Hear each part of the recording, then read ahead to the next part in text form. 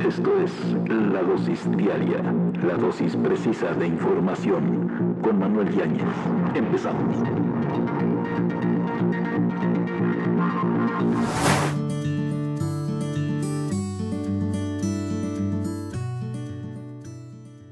¿Cómo le va? Qué gusto saludarlo. Soy Manuel Yáñez, estamos en La Dosis Diaria, su dosis precisa de información. Nos encanta que se ponga en contacto con nosotros a través de nuestras redes sociales.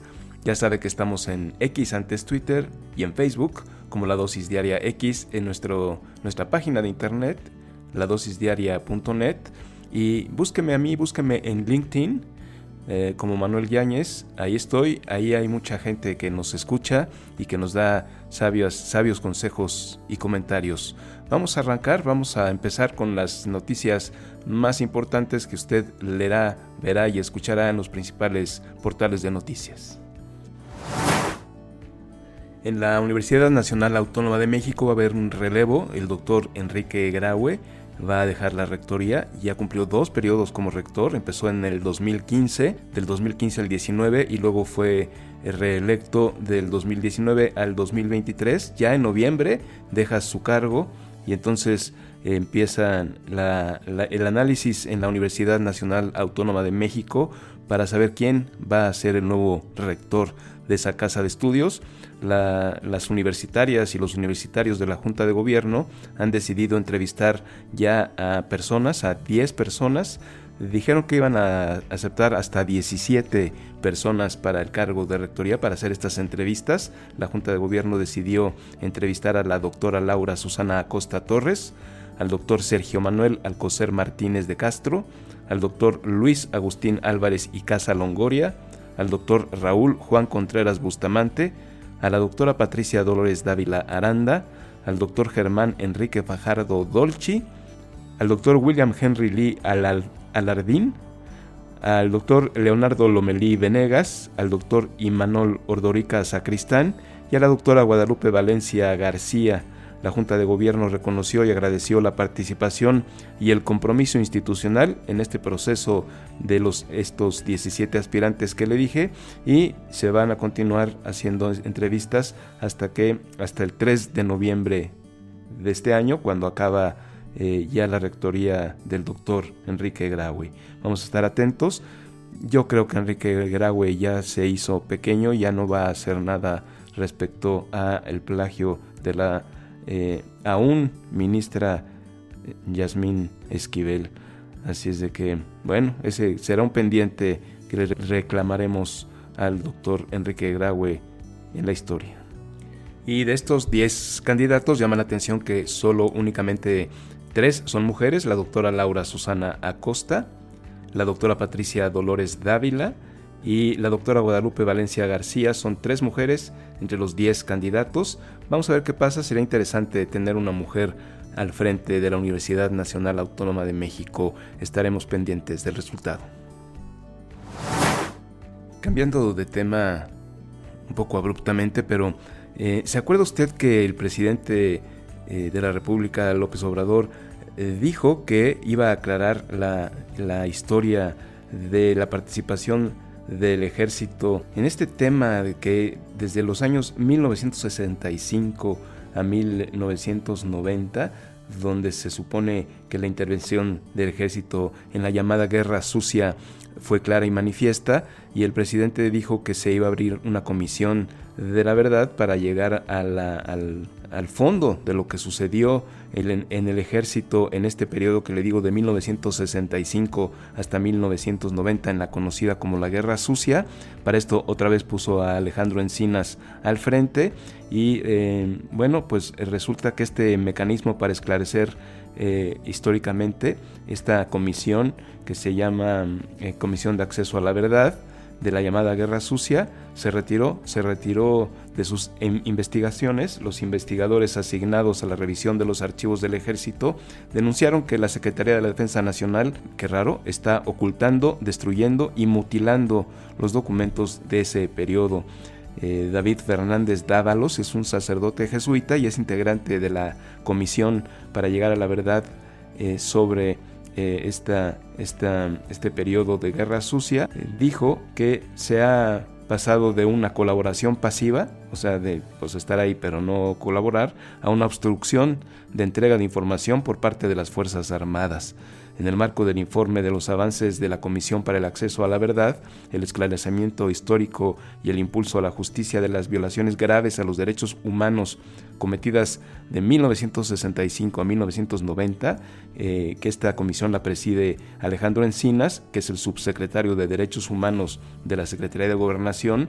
Este sacerdote jesuita recalcó que con este ocultamiento la Secretaría de la Defensa Nacional continúa perpetrando este círculo de impunidad de este periodo de 1965 a 1990. Dice que con la actitud de la Sedena sigue hasta la fecha este triste periodo de la historia. Mientras tanto, Alejandro Encinas dice que reconoce que si bien aún hay inercias que se tienen que superar para el esclarecimiento de la verdad sobre este periodo, se comprometió a profundizar, agrandar las gestiones para que las Fuerzas Armadas cumplan con la instrucción del presidente de entregar toda la información que se les requiera sobre el tema. Difícilmente la Sedena se va a hacer un harakiri, va a empezar a hablar de este tema.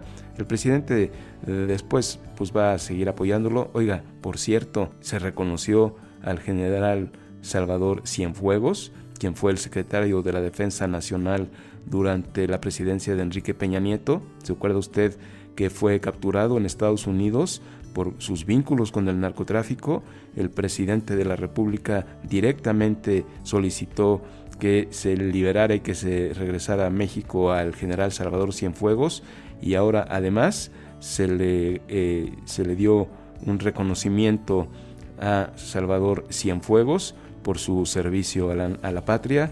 Entonces creo que el servicio del presidente al ejército también estará de manifiesto en este comité para llegar a la verdad, donde es manifiesto que la Sedena oculta y destruye documentos de acuerdo a los integrantes de esta comisión de búsqueda de la verdad de la guerra sucia, y no vamos a conocer la verdad, por lo pronto no en este sexenio. Y en noticias internacionales leía yo que en el New York Times, en un encabezado, dice que no se han encontrado evidencias de que Irán haya participado en la planificación de los ataques de Hamás a Israel. Estados Unidos está recopilando información de inteligencia y por lo pronto muestra que los ataques contra Israel del grupo islamista Hamás tomó por sorpresa a líderes iraníes. También reportó este miércoles este diario estadounidense de gran prestigio, el New York Times. Dice que funcionarios de Estados Unidos, uno de Israel y otro de Medio Oriente, afirman que no han encontrado ninguna evidencia de que Irán haya ayudado directamente a planificar el ataque.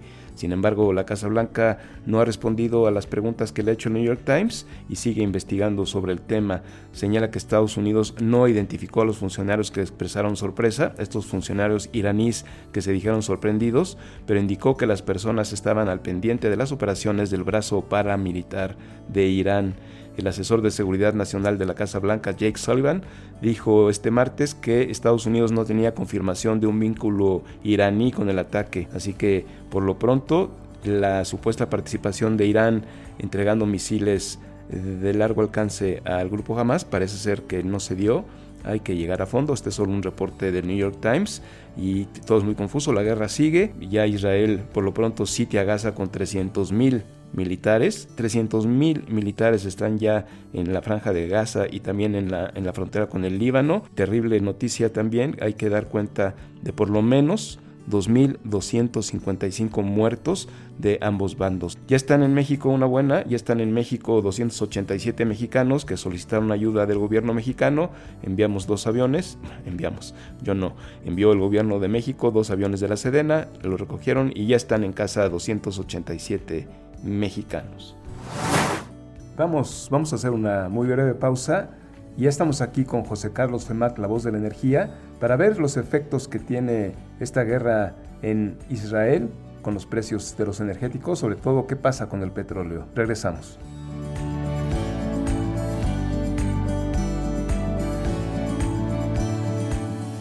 Ya estamos de regreso y estamos platicando con José Carlos Femat, la voz de la energía, sobre el conflicto en Medio Oriente y la afectación que tiene esto en los energéticos, en el petróleo.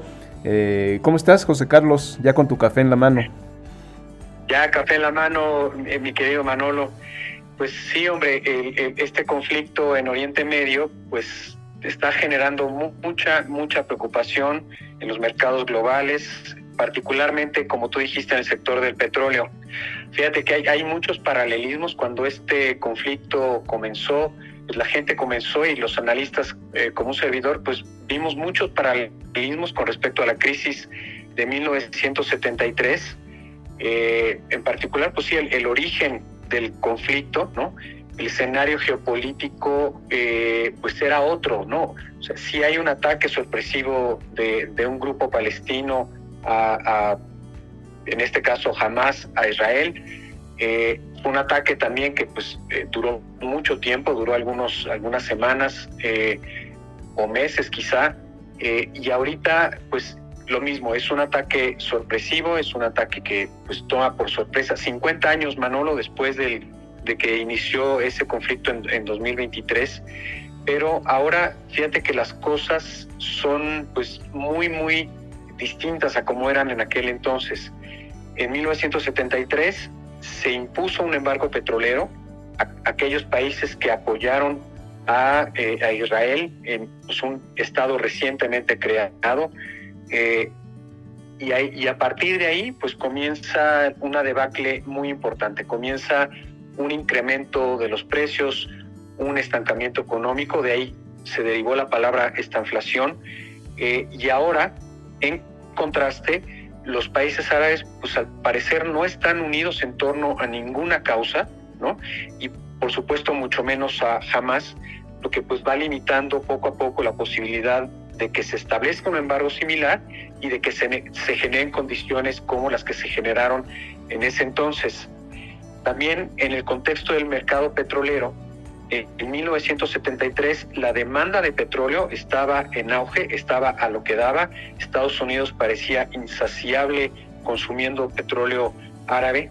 La capacidad de producción excedente por parte de países como Arabia Saudita, los Emiratos Árabes Unidos, estaba agotada, ¿no?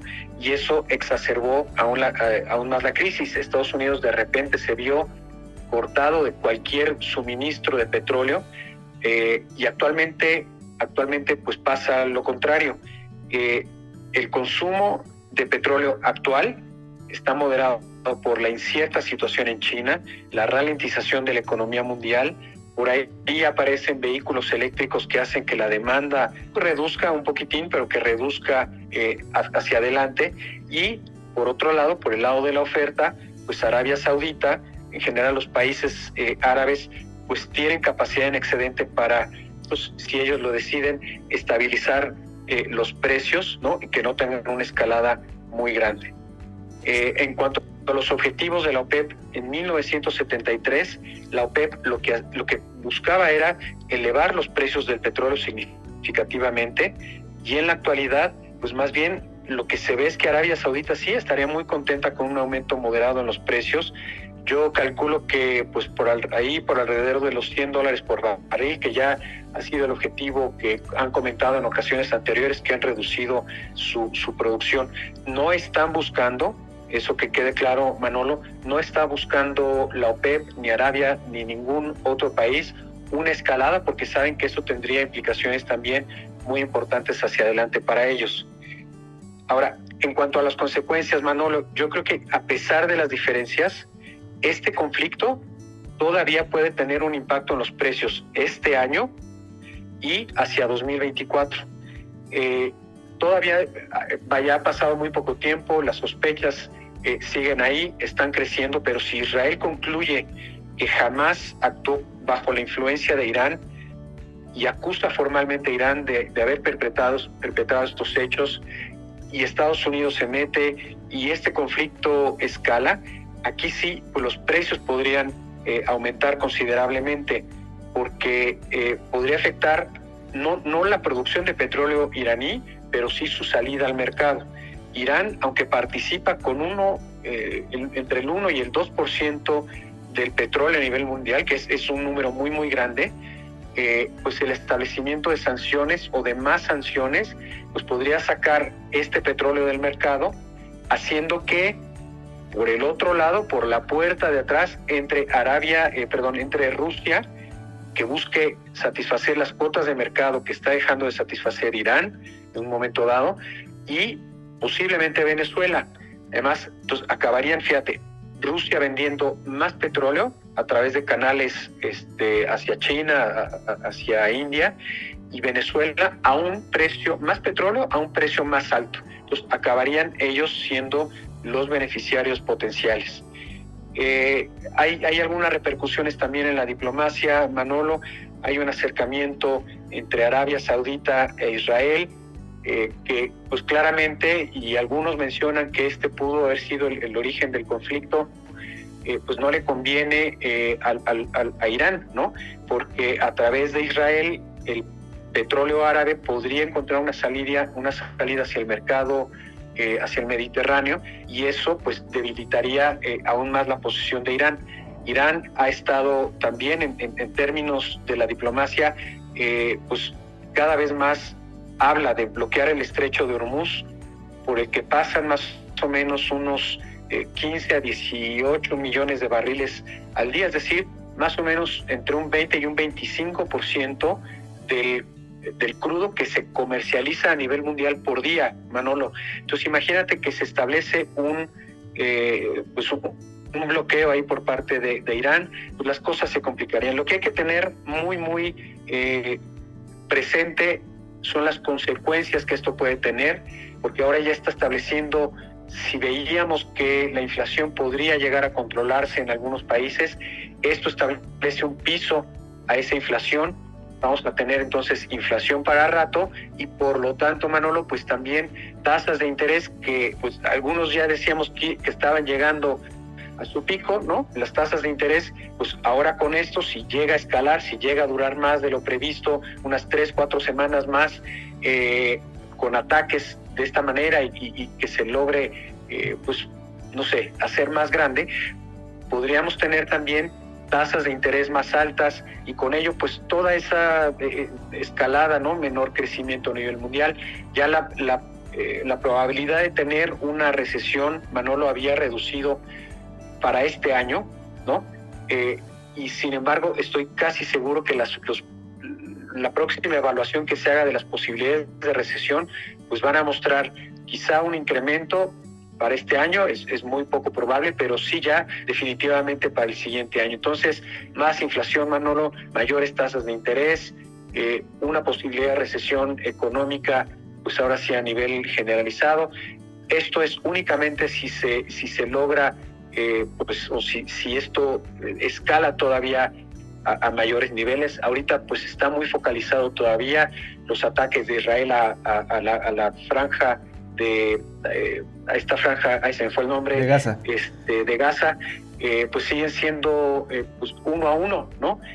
No se han metido otros países, y esperemos que esto pues no va a terminar ahí, porque la solución no es fácil, pero pues sí, es muy difícil una solución rápida a este conflicto, Manolo, y eso es lo que hay que tener en mente. Dependerá muchísimo si se determina si Irán tuvo o no que ver. Leíamos esta mañana una cabeza del New York Times donde decían que no se ha demostrado y que los iraníes se habían sorprendido, dicen ellos, habría que ver, va a haber investigaciones seguramente, porque que entre Irán, claro, pues sí, entra Siria, entra Líbano, entran todos los amigos de Irán, y entonces este conflicto se va a acrecentar y va a crecer muchísimo. Y pues nos sigues debiendo, querido José Carlos, una buena noticia. El mundo no nos deja tener buenas noticias en materia. No nos deja, Manolo, no nos deja, pero sí estoy al pendiente. Por cierto, no hay noticias todavía de la renuncia de la Secretaria de Energía. Hemos dado un seguimiento a eso. Se supone que esta semana íbamos a conocer al relevo. Y bueno, pues también muy al pendiente ya aquí en suelo mexicano de esto que está pasando, estaría pasando con la renuncia de la secretaria Nale. Sí, con Nale, porque también parece ser que la Constitución de Veracruz no le permitiría ser candidato, y entonces yo creo que por ahí están haciendo tiempo en lo que resuelven ese tema para que ella pueda llegar a ser la gobernadora de Veracruz. Estaremos muy pendientes también de eso, José Carlos, y te agradezco muchísimo tu tiempo valioso. ¿Dónde te podemos seguir escuchando? ¿Tienes tu tu podcast, tienes un montón de cosas, cuéntanos. Gracias, Manolo. Sí, pues mira, estoy en ex Twitter, ¿no? Como @José_Fermat, y tengo todos los días un podcast, como bien dices, La Voz de la Energía, todos los días a partir de las 7:30 de la mañana allá en Spotify. Entonces, por ahí nos podemos seguir escuchando. Tengo un par de colaboraciones más con algunas empresas, pero esa de cajón. Ahí siempre estoy compartiendo noticias o la dirección del podcast, Manolo, y por supuesto, con todo gusto, aquí contigo en La Dosis Diaria, los martes y los jueves. Buenísimo, te agradezco muchísimo porque no tienes tanto tiempo, pero lo que nos dedicas es valiosísimo porque profundizamos en estos temas, José Carlos. Muchas gracias. Gracias, Manolo. A ti, gracias por la oportunidad. Que estés muy bien, Manolo. Fuerte abrazo. ¿Qué le parece si tomamos un respiro, si hacemos una breve pausa de estas notas y regresamos con Pamela Jara Gómez? Ella es coach, terapeuta especialista en personas altamente sensibles y vamos a continuar platicando con ella cuando regresemos.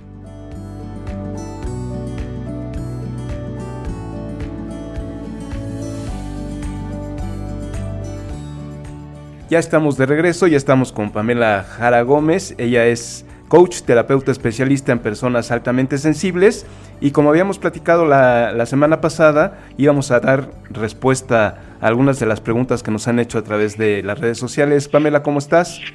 Muy bien, Manuel, buenos días a todos. Buena tarde allá en Barcelona, querida Pamela. Así es, muchas gracias. Espero que tú estés bien también, Manuel. También, todo bien y todo pues interesante. La gente está muy interesada en este tema y bueno, vamos a darle, fíjate, esta persona que nos dice que tiene un hijo adolescente que es muy solitario, lo cual no es muy raro en niños adolescentes, pero esto sí dice que desde pequeño le molestan los ruidos fuertes como la aspiradora, la licuadora, y de bebé no le gustaba usar mamelucos, estas prendas que les ponemos a los bebés para dormir, que les cubren los pies completamente, y dice que le tenían que recortar la parte que le cubría los pies para que pudiera dormir tranquilo porque no se paraba de mover. ¿Esto puede ser algún indicio de que este niño sea paz? Mira, podría hacerlo, pero no necesariamente. Para poder estar seguro, lo que estaría bien, si es adolescente, me imagino que ya debe tener más de 14 años, con lo cual estaría bien que el muchacho se hiciera él mismo el test PAS que está en mi web, porque como he comentado otras veces, hay que cumplir con 4 rasgos característicos, ¿ya? Muchas veces se asocia la alta sensibilidad a personas como introvertidas, tímidas, pero no es una condición necesaria, porque también existen los PAS extrovertidos y que son muy, muy alegres y muy buenos para hablar y para relacionarse. Entonces, no es una condición precisamente de alta sensibilidad el ser como solitario o retraído, y lo que sí, el tema de los ruidos es muy característico de los PAS, lo mismo que las texturas o esto. Por ejemplo, yo he conocido personas que no pueden ponerse nada en el cuello, pero eso también tiene que ver con memorias emocionales del clan. ¿Ya? Ese es otro tema que yo también trabajo, que si quieres podemos hacer después otro programa sobre este tema, pero no necesariamente eso es indicio de paz. Entonces, para estar más seguros, lo único que podría asegurarle de mejor manera es que se haga el test, ¿ya? Entonces, haciendo el test, si la puntuación le da sobre 65 y de ahí mientras más alto el porcentaje, entonces sí podemos decir que estamos hablando de una persona altamente sensible. O si no, puede ser una persona hipersensible, que no es lo mismo que altamente sensible, porque los hipersensibles generalmente se hacen o por condiciones de la infancia o porque traen memorias emocionales de su árbol genealógico que les hacen manifestar ciertas sensibilidades a una u otra cosa. Qué interesante esto ¿Se que... entiende la sí, idea, ¿no? Se entiende y está un poco raro también, Pamela. Fíjate que, o sea, cuando llamas de estas memorias, no necesariamente es algo que hayamos experimentado o vivido, porque esta persona nos dice que desde bebé tenía esta sensibilidad alta a los ruidos y a la ropa, pero dices tú que podemos traerla como una memoria, una especie de memoria genética. Exacto. Exactamente. Cuando en una familia, en un árbol genealógico, ha habido algún tipo de trauma o de experiencia emocional de alto impacto y no se ha sanado o no se ha superado aquello en la generación donde ocurrió, se va transmitiendo la información a las siguientes generaciones para que alguien en el clan finalmente pueda sanar o resolver aquello. ¿Ya? Por ejemplo, un ejemplo así como muy sencillo.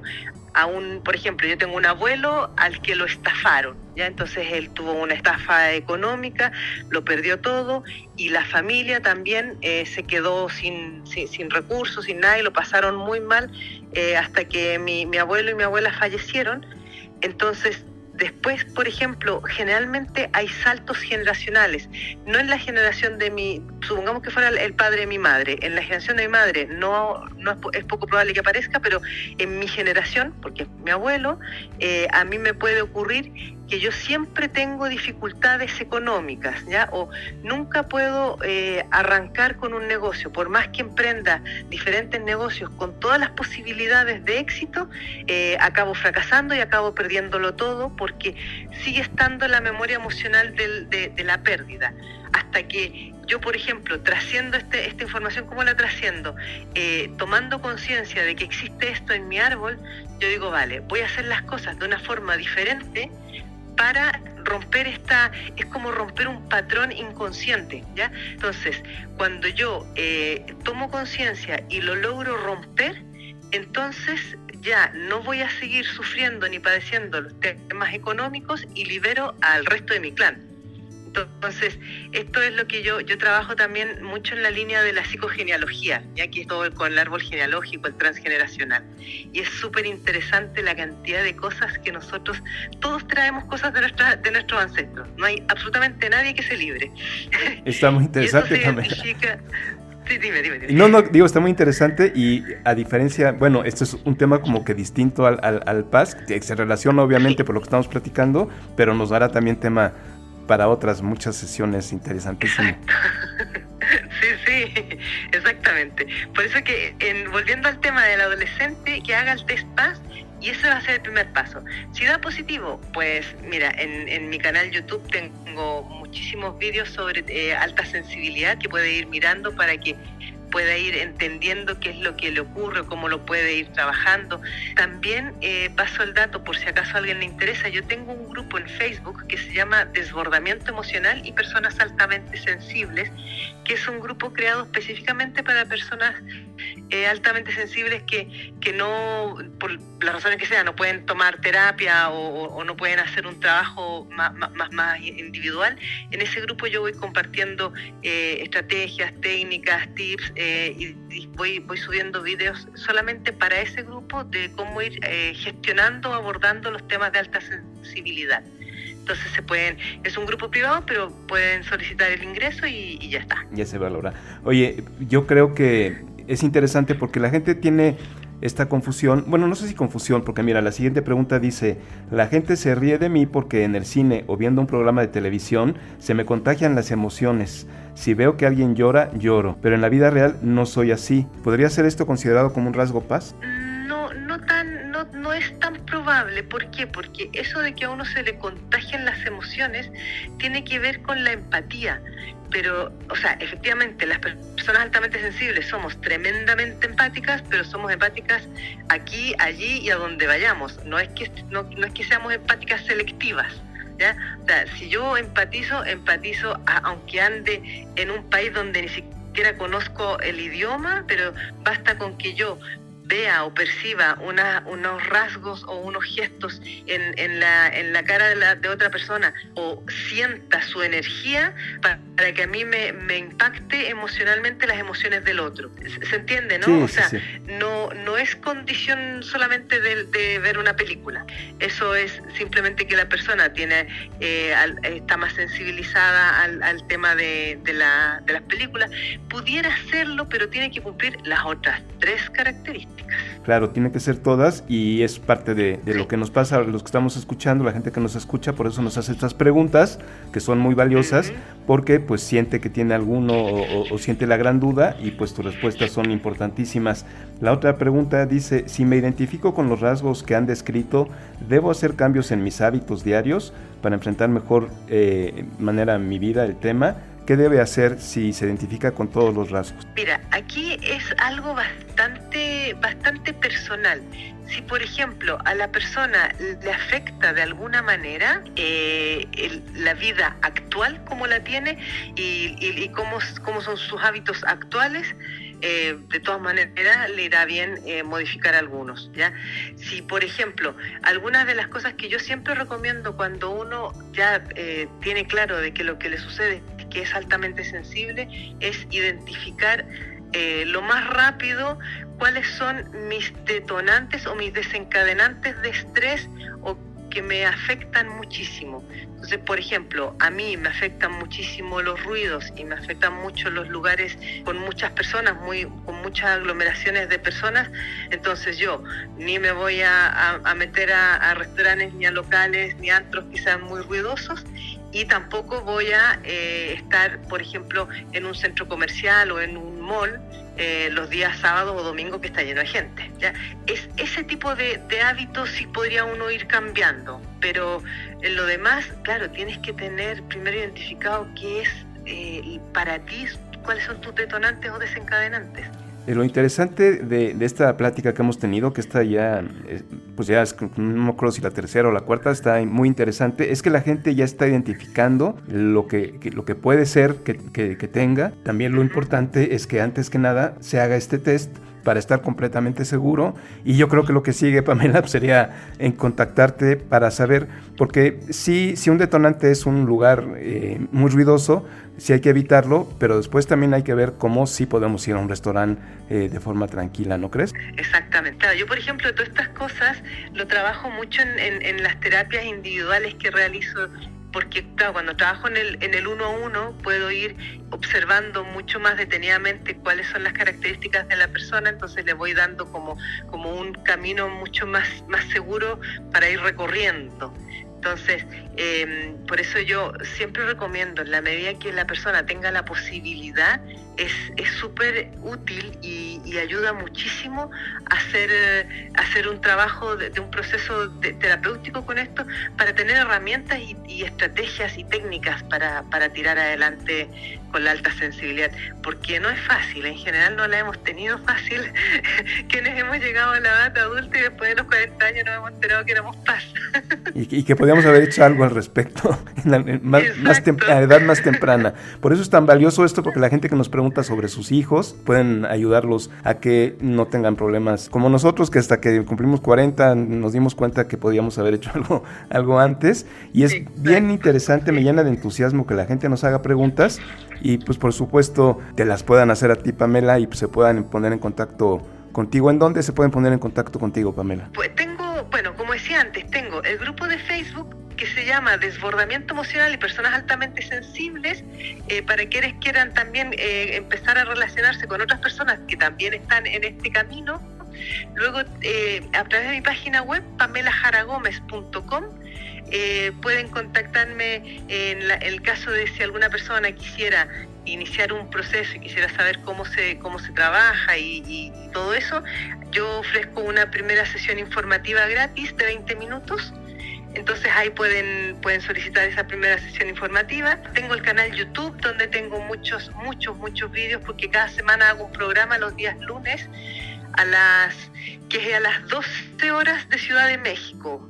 Ya son las 8 horas de España, a las 12 del mediodía de Ciudad de México, luego todos los días lunes. Entonces ahí yo tengo muchísimos directos en mi canal YouTube donde he hablado sobre el tema de la alta sensibilidad. También tengo en mi página web, yo ofrezco de forma gratuita, para descargar gratuitamente, un ebook sobre heridas emocionales de la infancia, las 5 heridas emocionales de la infancia. Eso lo puede descargar cualquier persona que desee de forma gratis, no hay que comprarlo. Tengo 2 libros más que también están ahí en mi página web, uno sobre autoestima y otro sobre alta sensibilidad, que se pueden comprar en Amazon también. Buenísimo. Así que hartos medios por donde encontrarme. Lo importante es, primero, que nos hayan escuchado y que hayan prendido su alerta, se den cuenta que algo puede pasar, algo pueden hacer, y por supuesto agradecerte a Pamela Jara Gómez, coach terapeuta especializada en personas altamente sensibles, por toda esta ayuda que nos brindas en este tiempo. Muchas gracias, Pamela, y nos escuchamos la siguiente semana. Exacto, muchas gracias, Manuel, y gracias a todos por estar también aquí escuchando y por hacer preguntas.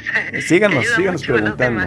Claro, porque no todos se animan a preguntar. Pregúntenos, aquí Pamela Jara Gómez nos ayudará a resolver sus preguntas. Por lo pronto, vámonos a una pausa, Pamela. Nos escuchamos la siguiente semana. Venga. Regresamos. Adiós.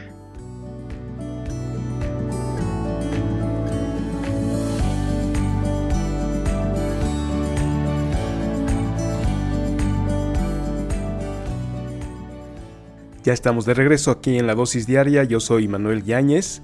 Síganos en X, antes Twitter, en Facebook como La Dosis Diaria X. Síganos en nuestro sitio web, ladosisdiaria.net, y escúchenos ahí donde usted escuche sus podcasts favoritos, en Spotify, en Apple Podcasts, en Amazon, donde usted ya tenga la costumbre de escuchar sus podcasts favoritos. Por lo pronto, ya se acabó el tiempo, ya se acabó esta dosis informativa, ya está usted informado, pásela bien.